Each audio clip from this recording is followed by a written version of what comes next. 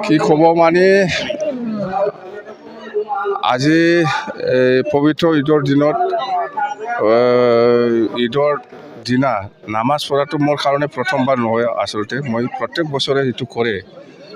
কালি জাগাটো চেঞ্জ হয়। কেতিয়াবা মই ওদালগুৰিত কৰোঁ, কেতিয়াবা মই বাক্সাত কৰোঁ, কেতিয়াবা চিৰাং, কেতিয়াবা কোকৰাঝাৰ। মুঠতে এই 4খন জিলাত ঘূৰি ঘূৰি মই এই ঈদৰ দিনা নামাজটো পঢ়ি থাকোঁ। তো উদ্দেশ্য এটাই যে আমাক যিমান ধৰ্মীয় লোকসকল আছে আমি একেলগে যাতে থাকিব পাৰে, অঞ্চলত একেলগে আমি কাম কৰিব পাৰে, অঞ্চলত শান্তি ঘূৰাই আহে। অসম তথা BTC অঞ্চলত আমি সকলোৱে একেলগে থাকি পেলাই যাতে কাম কৰিব পাৰে, সেইবিলাক উদ্দেশ্য লৈ পেলাই মই প্ৰাৰ্থনা কৰোঁ। বেলেগ একো নাই। হয়, মই কেতিয়াবা মিছনতো যাওঁ, মিছনতো প্ৰাৰ্থনা একেই। কেতিয়াবা বাথৌ ধৰ্মীয় লোকসকলৰ লগত প্ৰাৰ্থনা কৰোঁ। উদ্দেশ্য এটাই, একো নাই।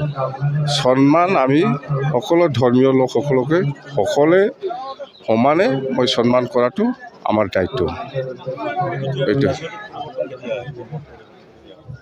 বিটিআৰৰ কোটাটো পৰিৱৰ্তনটো কেতিয়া আহিব নাহিব এইটো ৰাইজে ক'ব। কিন্তু যোৱাকালি মই যিটো দেখিবলৈ পাইছোঁ বড়োলেণ্ড ইউনিভাৰ্চিটিত, এইটো খুব মানে দুখজনক কথা। বড়োলেণ্ড ইউনিভাৰ্চিটিত অসমীয়া লিখিব পৰা অধিকাৰটো প্ৰমোদ বড়োই নাইকিয়া কৰিলে। তো বাৰে বাৰে মই কেতিয়াবা মিটিঙত মই কৈ আহিছিলোঁ, এই প্ৰমোদ বড়োয়ে কি জাতৰ মানুহ মই কৈ আহিছোঁ যে প্ৰমোদ বড়োয়ে অন্যায়ভাৱে বড়ো জাতিকে ঠগাই পেলাই আহিছে, ধ্বংস কৰি আহিছে। তো এই প্ৰমোদ বড়োয়ে বড়ো জাতিকে ইমান অন্যায়ভাৱে ঠগাব পাৰে, তো কোনোবা অসমীয়াৰ কাৰণে বা কোনোবা বঙালীৰ কাৰণে বা কোনোবা মুছলিমৰ কাৰণে যে কাম কৰিব, এইটো মই বাৰে বাৰে কৈ আহিছিলোঁ।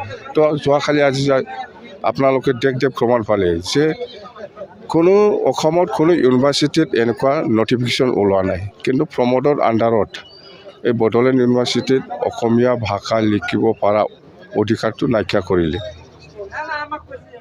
মই বাৰে বাৰে কৈ আছোঁ যে প্ৰমোদ বড়োয়ে কি জাতৰ মানুহ, সি নিজকহে চিনি পায়, বেলেগক কাকো চিনি নাপায়। বড়ো জাতিকে অন্যায়ভাৱে ঠগাই পেলাই আহিছে। তো কোনোবা বঙালী বা কোনোবা অসমীয়াৰ কাৰণে যে সি কাম কৰিব, এইটো একদম অসম্ভৱ কথা। তো মই কৈছোঁ প্ৰমোদ বড়োয়ে সেইটো উঠাই ল'ব লাগে। যোৱাকালি যিটো নটিফিকেশ্যন ওলাইছে, প্ৰমোদ বড়োৰ মতে এতিয়া অসমীয়া আৰু বড়োৰ মাজত গণ্ডগোল হ'ব লাগে, সেইটোহে বুজাইছে। প্ৰমোদ বড়োক মই ৰিকুৱেষ্ট কৰিছোঁ যে সেইটো উইড্ৰ কৰি লওঁ। আগত বেলেগ ইউনিভাৰ্চিটিবিলাক আগত ইউনিভাৰ্চিটিত বড়োলেণ্ড ইউনিভাৰ্চিটিত যেনেকৈ চলি আহিছিল অসমীয়া ভাষাই সেইমতে চলিব দিয়ক।